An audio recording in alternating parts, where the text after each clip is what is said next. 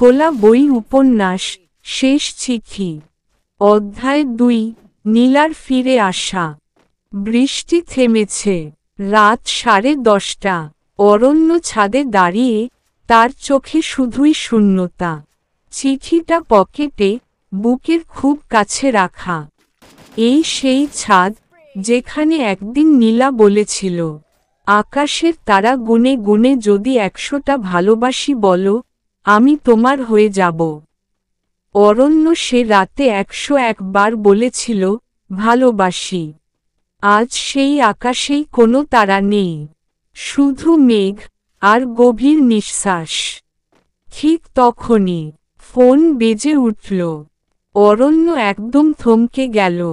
ডিসপ্লেতে নামটা দেখে হাত কেঁপে উঠল, নীলা কলিং।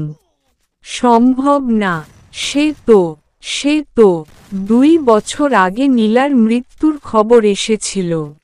এক দুর্ঘটনায় মৃত্যু হয় তার। অরণ্য ফোনটা কাপা হাতে ধরল। অরণ্য, সেই গলা, কোমল, কাপা কাপা। কে? আমি, নীলা।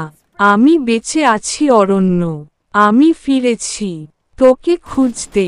তোকে বলার মতো কিছু কথা বাকি ছিল। অরণ্যর গলা শুকিয়ে গেল, চোখ দিয়ে পানি ঝরছে, অথচ মুখ থেকে কোনো শব্দ বের হচ্ছে না। নীলা আবার বলল, তুই যে চিঠিটা লিখেছিস, আমি পড়ে ফেলেছি। আমাকে আজ রাতেই দেখা করতে হবে। বাসাবো নামতে পারবি? অরণ্য ছাদ থেকে ছুটে নেমে গেল। বুক ধড়ফড় করছে। তার প্রেম, তার পাগলামি, তার অশ্রু, সব এক মুহূর্তে যেন জীবন্ত হয়ে উঠেছে।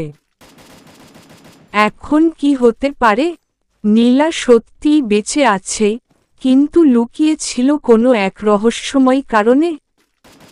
নাকি সবই এক ধরনের অলৌকিক ঘটনা? দেখা হলে কি নীলা ও অরণ্য এক হতে পারবে?